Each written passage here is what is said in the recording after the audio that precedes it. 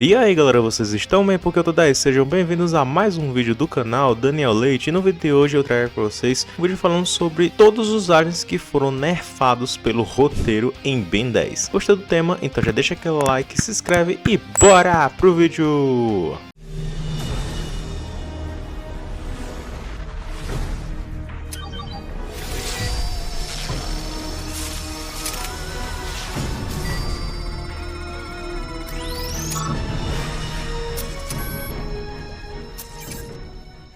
Mas eu não estou sozinho no vídeo de hoje, depois de muito tempo, né? Eu peço até perdão por ter demorado, né? Mas depois de muito tempo estou aqui, não apenas eu, mas trouxe dois convidados aqui para esse vídeo, que são Luckzin e Vini do canal Viniverso. Salve rapaziada, aqui é o Lucky, sejam mais do que bem-vindos aqui no canal do Daniel Leite. E bom, trazendo o que? Mais um vídeo de Ben 10 aqui pra vocês, porque é o que a gente sabe fazer e é o que vocês gostam. E eu estou aqui juntamente com meus parceiros Omnitubers Viniverso e com o grandíssimo dono desse canal. E bom, se você não me conhece, eu também tenho um canal de Ben 10 aqui no YouTube e o link do meu canal o Daniel vai estar deixando aí na descrição. Me segue lá, bora bater 500 mil de inscritos e eu conto com a ajuda de cada um de vocês. E falaram que é o Vini e estamos aqui de volta no canal do Daniel para fazer mais uma participação. Tava com saudade de aparecer aqui para falar com vocês, então espero que gostem do vídeo, que eu tenho certeza que vai ficar incrível. Para quem não me conhece, eu sou o Viniverso e meu canal vai estar aí para você me conhecer, e tem vários conteúdos de Ben 10 lá também. Eu agradeço aos dois por terem aceito o convite de participar desse vídeo. Então chega de enrolação e vamos lá. Bom galera, a gente sabe que existem áreas de Ben 10 que são muito poderosos, porém nem todos são tão bem explorados e às vezes o roteiro não influencia muito. A gente vê eles fazendo feitos grandiosos, entendeu? Às vezes eles até que realmente tem cenas que mostram ser muito poderosos e tudo mais, mas tem outras que nem tanto, entendeu? E aí eles acabam sendo nerfados, que eu acredito que a maioria aqui sabe o que é que significa essa palavra, né? Que significa enfraquecido, né? O alien, a gente sabe que ele tem potencial para fazer tal coisa, só que aí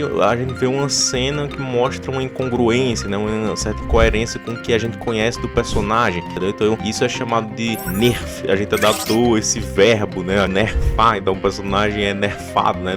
Damos esse adjetivo para ele aqui, usa esse termo nerf de uma forma brasileirada, fica nerfado, né? Então basicamente a gente vai começar aqui falando desse tema com um dos aliens mais subestimados de Ben 10, mas que tem um grande potencial inexplorado, que é o cromático. O cromático, na sua primeira aparição em Ben 10 Força Alienígena, episódio Nem Tudo Que Reluz, onde o cromático já começa, a primeira coisa que ele faz é dizer que ele é um condutor, por isso que ele acaba não levando o choque ali, né, da menina zumbi que chega com um fio elétrico, né, pra dar um choque nele. Ele acaba conduzindo a eletricidade e o choque vai pra ela, né. E galera, a gente sabe que o cromático, né, ele proveio, né, o DNA dele de uma entidade, um ser divino extremamente poderoso, guardião de Petrópolis, que é o Sugilite. E sendo assim um Crystal Sapien, o cromático ele também deveria ter todo esse potencial que o Sugilite demonstrou. Porém, a gente sabe que o cromático é um dos aliens que tem aí o potencial inexplorado. Só que aí o roteiro acabou atrapalhando ainda mais essa questão da gente ver o cromático como um alien poderosão. Tipo, ele era pra ser, tem momentos sim que realmente mostram isso, essas cenas dele imponente e tudo mais, porém tem muitas que acabam não mostrando isso. E uma delas é no episódio Fama. O Ben vira o cromático, luta contra o Bivalvan, e aí temos a cena que eu acho extremamente incoerente. Se você visse a cena do episódio Nem Tudo Que Reluz, onde o cromático mostra que é um condutor, e visse essa cena desse episódio, em seguida você dizer que não é o mesmo alien, não é o mesmo personagem, que não faz o menor sentido. Que é basicamente o cromático, ele leva um choque. Ele fala no episódio que é um condutor e no outro ele leva um choque. Tipo, como é que pode ser? Você pode dizer, ah, mas é porque a água estava sendo conduzida pela eletricidade, é por isso que ele levou um choque. Mas isso não faz o menor sentido, porque se ele é um condutor,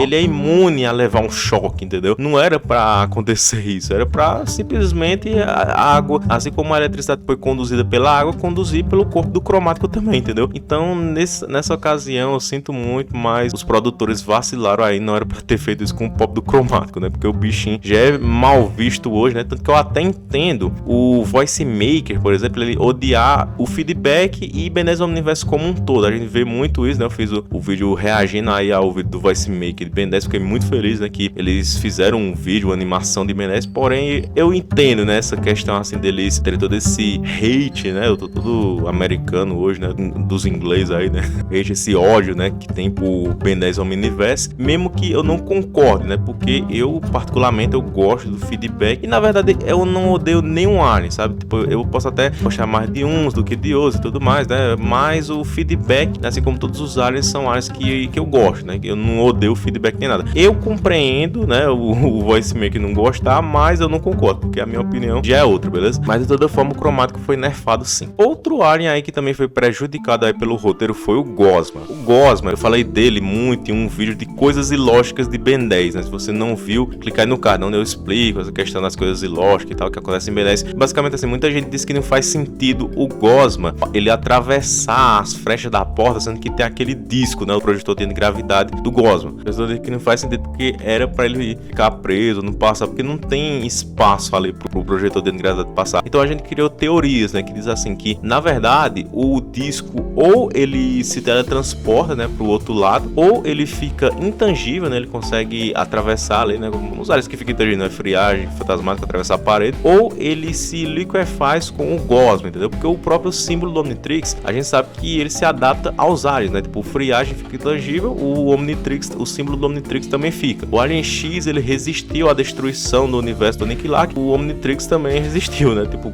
óbvio, né, se o Omnitrix justamente transforma o Alien, né, e faz ele se tornar pelo que é seu outro ser, ele tem que se adaptar às condições que o Alien está, entendeu? Independente do poder que ele tenha. Então isso pode acontecer também com o projetor de gravidade. Eu acho até muito legal uma cena que eu vi do episódio bem de novo de Ben 10 Omniverse, e quando eu tava editando esse vídeo aí das coisas ilógicas de Ben 10, aí eu percebi, né, que Gosma, ele tá saindo da torneira, o projetor de gravidade dele aparece, a gente vê que ele tá, tipo, transparente, assim, né, como se tivesse intangível, sabe quando aquele efeito que o fantasmático tá, que ele fica intangível, que dá pra ver o ambiente, né, do outro lado dele, né, como se ele tivesse translúcido, assim, uma coisa assim. Pronto, o projetor de gravidade também fica assim, também fica transparente. Então, teoricamente, será que eu acertei, né, será que realmente ele fica intangível com o Gosma? Porque a gente sabe que se não dava pra passar numa frecha de uma porta ali, muito menos aí dentro de uma torneira, aí que não tinha espaço mesmo pro projetor de gravidade passar, entendeu? Então, tem uma explicação, entendeu? Dentro do universo da série, lógico que tem. Aquele disco passa, mas a gente sabe que ele passava, né? Ele passava assim e se adaptava ao Gosma para ele poder passar pelas frechas das portas. Agora, galera, tem um episódio que...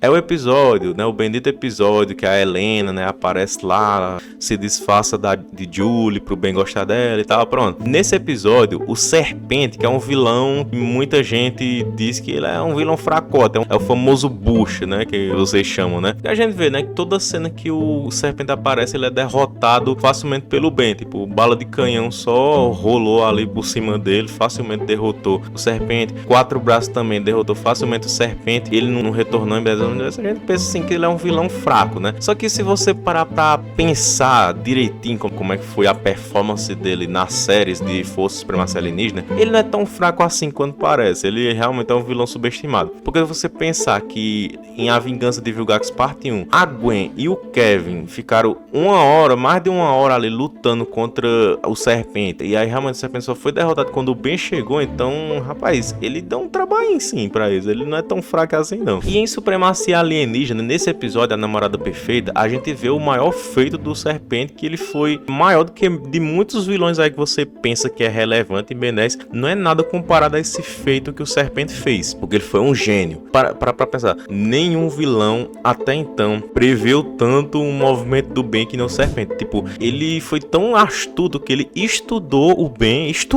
né, e entendeu como é que o Ben pensa. Ele sabia que o Ben se transformar no Gosma e ainda prevê uma burrice do menino, porque ele sabia ali, né, ele fechou ali um portão na hora que o Gosma foi passar, e o disco demorou pra passar junto. Tipo, a gente vê que a maioria das cenas, né, que o disco do Gosma, né, o projetor de gravidade, ele passa junto com o Gosma, né, quando ele vai passar por debaixo de uma frecha. Aí justamente nesse episódio aí que o Serpente tava todo, deu uma de Batman, né, já tava preparado ali, aí o projetor de gravidade foi atrasado, aí ele não conseguiu passar. Tipo, se fosse a questão do espaço ali, que ali era totalmente totalmente o contrário, tipo, tinha total espaço pra ele passar, só que na hora que o Gosman passou, aí o portão se fechou completamente, não tinha nenhuma frecha e o disco ficou pra trás, tipo, não era pra isso acontecer, só que aconteceu. O Serpente conseguiu prever isso, né, e quase derrotou, tipo assim, ele não ia matar o Ben, porque o Super Omnitrix não ia deixar, né, mas, menino, que deve ter doído ali, ia doer ainda mais se a Helena não tivesse salvo o Ben, menino. Ali foi uma derrota realmente considerável, viu? Pena que o Serpente não apareceu mais, mas se ele tivesse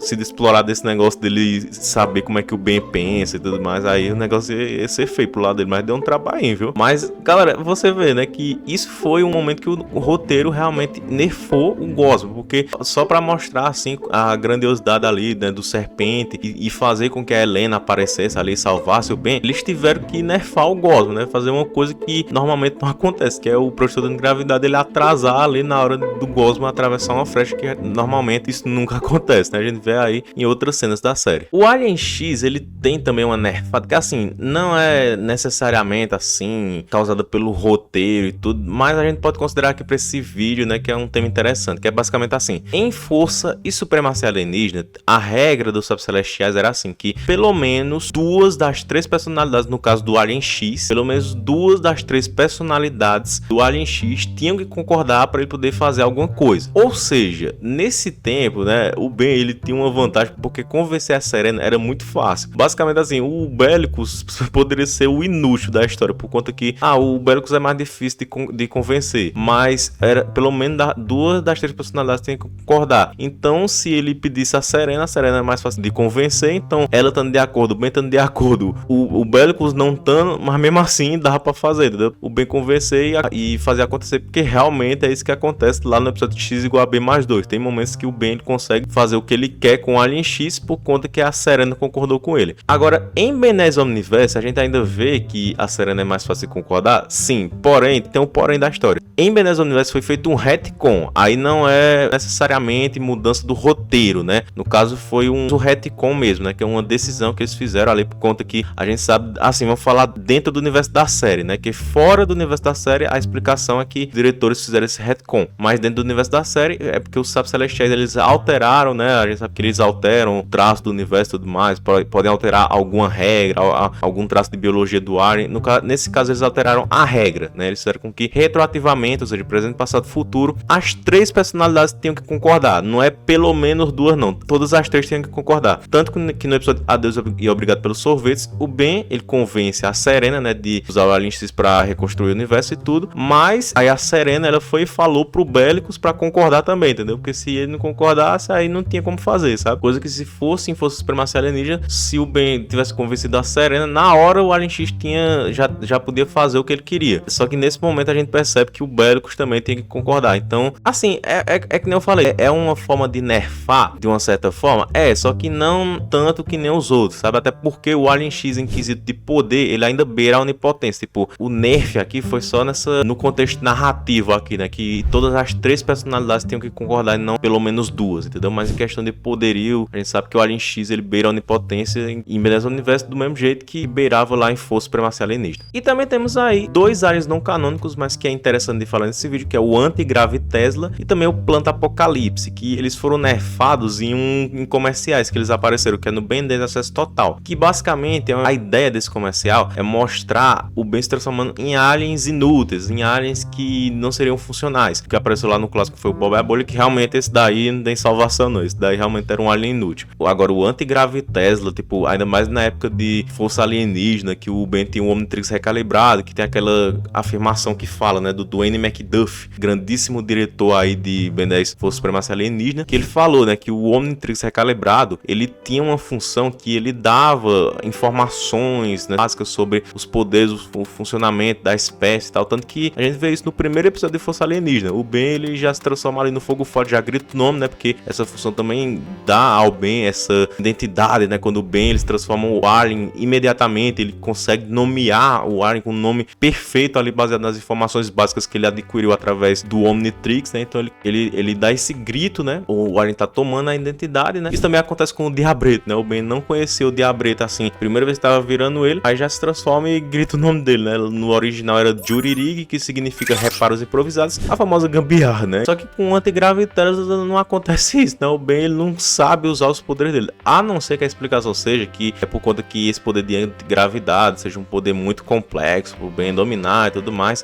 Pode ser isso, mas de toda forma eu acho que ainda foi um nerf do roteiro, né? Porque eles não consideraram essa questão do Ben, ele ter essas informações básicas do Alien quando ele se transforma, pelo menos no Omnitrix se fosse alienígena. Em Ben 10 Universo, o Omnitrix definitivo não tem essa função, ela foi desativada. Então quando o Ben se transforma no Planta Apocalipse, é o Ben do Universo com o Omnitrix definitivo. Então a gente pode dizer, mas o Ben não sabia o funcionamento dos poderes e tal, então isso justifica aquilo ter acontecido, né? Ele ter se descontrolado, porque não sabia se controlar. Não, na verdade, isso não justifica, não, também não faz sentido, porque o Omnitrix definitivo, assim como as outras versões anteriores do Omnitrix também, só que no Omnitrix definitivo é mais atualizado, é mais aperfeiçoado isso, tem um modo de fail-safe, que é basicamente a preservação de vida, tanto do usuário quanto a vida alheia, né? Tanto que, por exemplo, o NRG, ele é um alien muito perigoso, assim, emana muita radiação, então ele usa aquela armadura de contenção que não é natural, é uma prisão ali da espécie, né? A gente vê que o Pandor, o supremacia alienígena, ele tá sendo aprisionado, né, por aquela armadura, mas o Omnitrix, ele utilizou, né, esse artifício aí, né, dessa armadura de contenção para preservar a vida alheia, né, para fazer com que o Ben, quando se transformasse no NRG, prejudicasse as pessoas ao redor com a radiação. E mesmo quando o NRG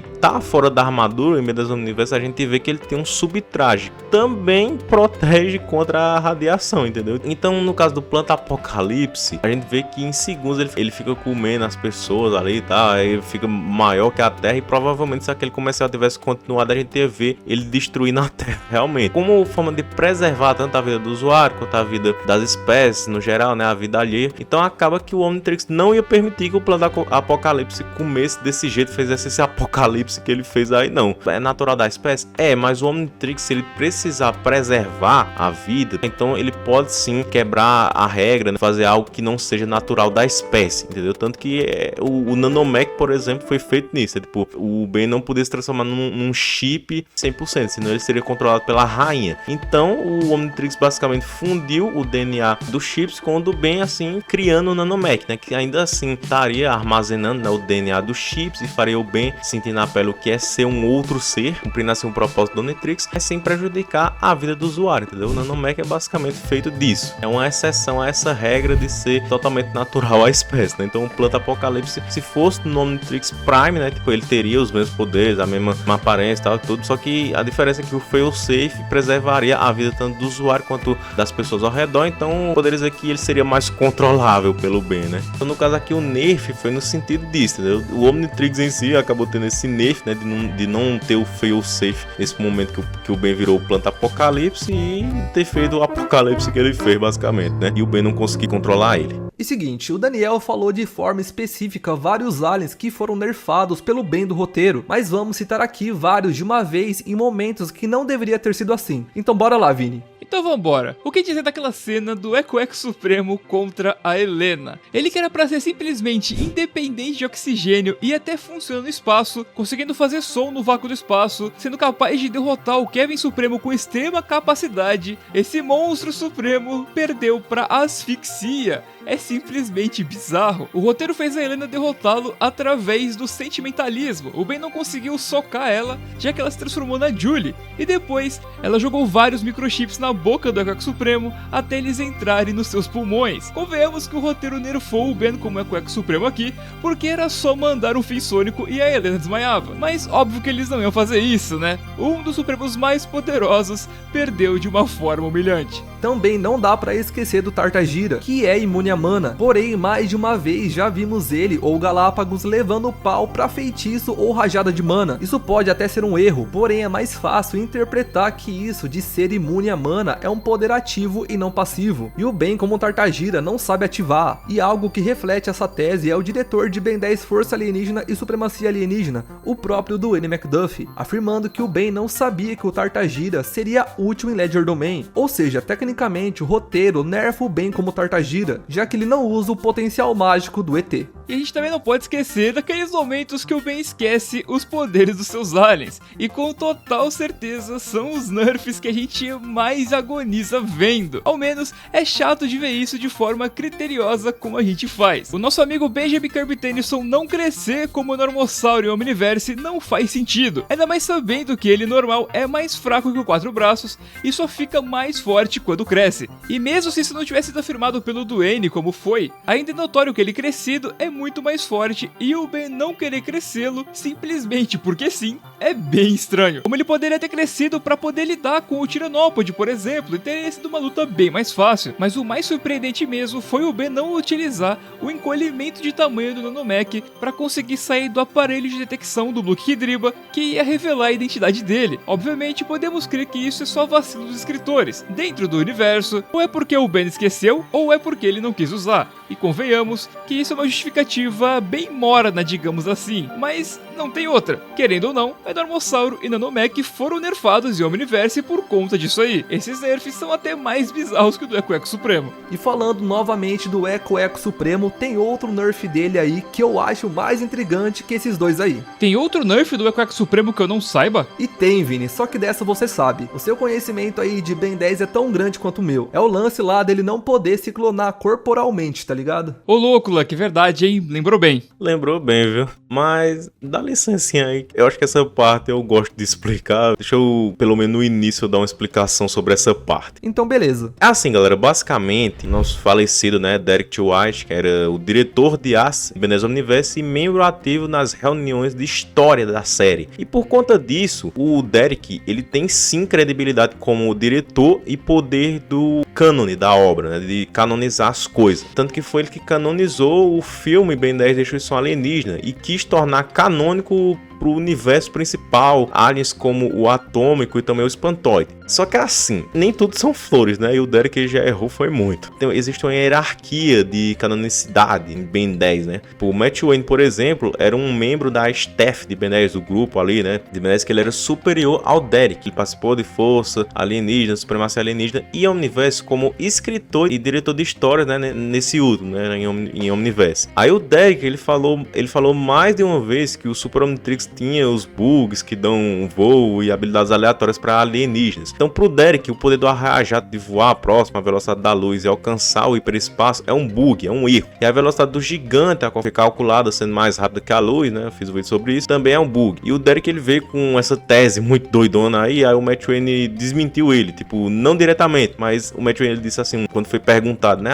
E os poderes de falha? O Matt Wayne só falou assim, hã? Como o Matt Wayne não tinha ciência disso, né, é cravado como sendo informações que o Derek inventou. Muito provavelmente porque ele viu que o Power Scaling, né, a escala de poder dos aliens que ele quis nerfar, estavam grandes demais. É claro que não adiantou, o tiro saiu pela culatra, já que como o Matt Wayne não sabia desse conceito, os aliens eles seguem tendo esses poderes e são naturais deles. Sim, o gigante ele tem super velocidade e o arraia-jato ele pode alcançar o hiperespaço com seu voo veloz também. Agora, por que eu expliquei tudo isso? Basicamente por conta do Eco Supremo, né? Ele foi nerfado devido a um bug do Super Omnitrix e foi o Derek quem afirmou.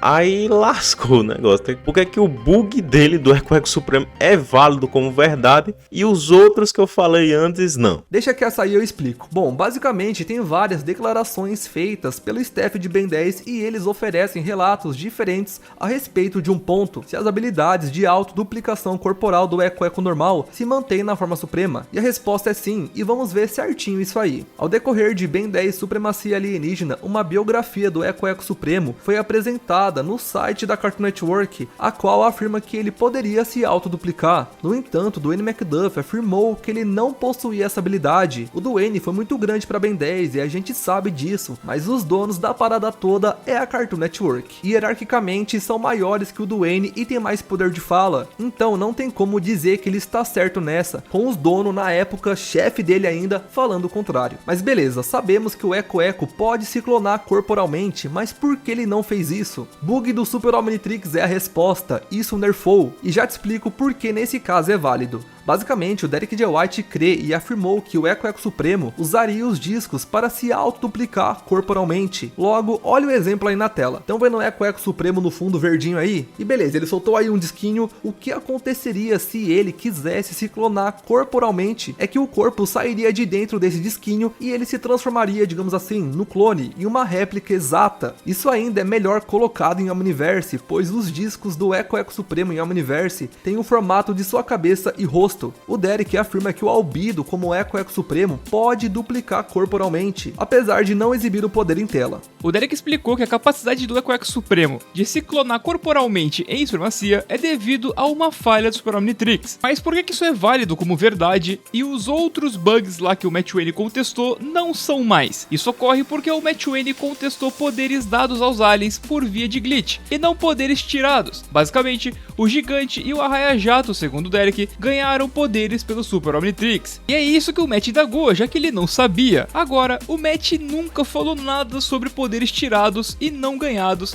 e a falha do Super Omnitrix acaba por tirar um poder natural do Echo Supremo e não dar um. E é por isso que o Derek está certo nessa, ele e a Cartoon Network. Sim, o Echo Supremo ele pode clonar-se corporalmente em mídias do universo, e o Albedo só não demonstrou isso, né? O Nerf é em supremacia alienígena. Ou a falha no Super Omnitrix tirava essa capacidade do bichinho. E assim, galera, convenhamos, né? Eu tinha era pena dos vilão do Benz naquela época que ele pudesse fazer isso. Meu filho, ia ser uma lapada seca de clone do Echo Supremo, que eles iam levar só um bocado de Finsônico ali, acabava com o bicho na hora, assim, estalado de dedo. Mas, galera, esse foi o vídeo, espero que vocês tenham gostado aí. Mais uma vez agradeço pela participação aí do Vini, do Lukezinho. Deixa aquele like, se inscreva no canal, no meu e também no canal dos participantes aqui do Lukezinho, o Vini também, né? Pra gente continuar trazendo cada vez mais conteúdos interessantes e divertidos de Ben 10. Então é isso, galera, espero que vocês tenham gostado aqui do vídeo. Foi um papo bem interessante aí sobre os nerfs aí que o Ben sofreu. Lembrando que meu canal vai estar aí pra quem quiser conhecer. E no mais é isso,